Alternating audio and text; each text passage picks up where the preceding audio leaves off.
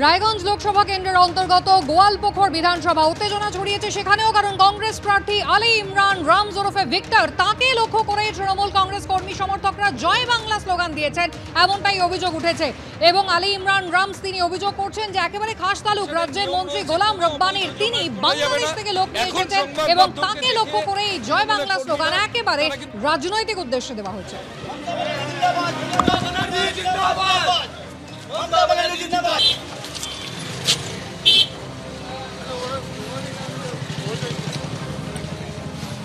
কমিশনের নিয়ম রয়েছে, কোনো অবৈধ জমায়েত করা যাবে না। এখন সংবাদ মাধ্যমকে দেখে তৃণমূলের কর্মীরা তারা কিন্তু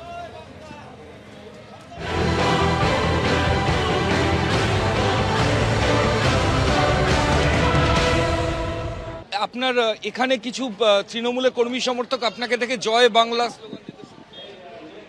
আরে দেখুন, মানে বাংলার মাটিতে বাংলাদেশের স্লোগানকে এনে মমতা ব্যানার্জি মানুষকে বিভ্রান্ত করছে। মানে জয় বাংলা স্লোগান যে ছিল, যখন বাংলাদেশে আন্দোলন হচ্ছে তখন এটা আমাদের মুজিবুর রহমানের পক্ষ থেকে এই স্লোগান উঠেছিল।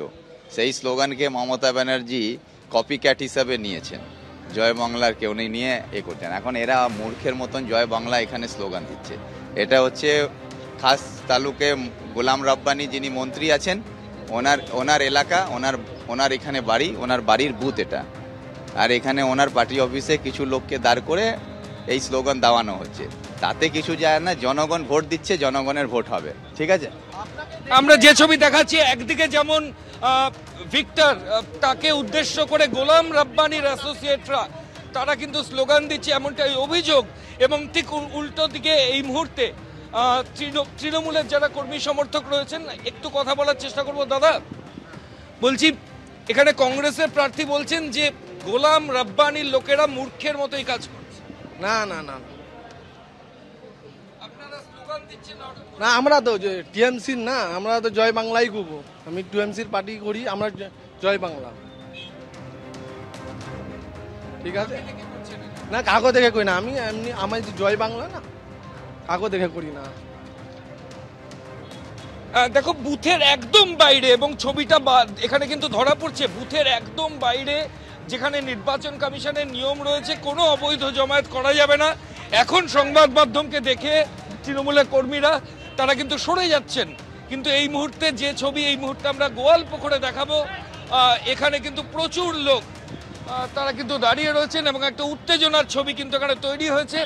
এখানেই কিন্তু ভিক্টর, অর্থাৎ যিনি কংগ্রেস প্রার্থী রায়গঞ্জে তিনি এসেছিলেন, তিনি যখন এই বুথে ঢুকেছিলেন, গোলাম রব্বানি রাজ্যের মন্ত্রী তৃণমূল কংগ্রেসের, তার বাড়ির এলাকার বুথ গোয়ালপুকুরের, তিনি যখন বুথে ঢোকেন তখন আচমকাই তাকে উদ্দেশ্য করে স্লোগান শুরু হয়। এবং এই মুহূর্তে আমি আবার দেখাবো যে যথেষ্ট ভিড় হয়ে গেছে গোটা জায়গায়। এবং এখানকার যে কংগ্রেস প্রার্থী তার গাড়ির সামনেও কিন্তু ভিড় রয়েছে।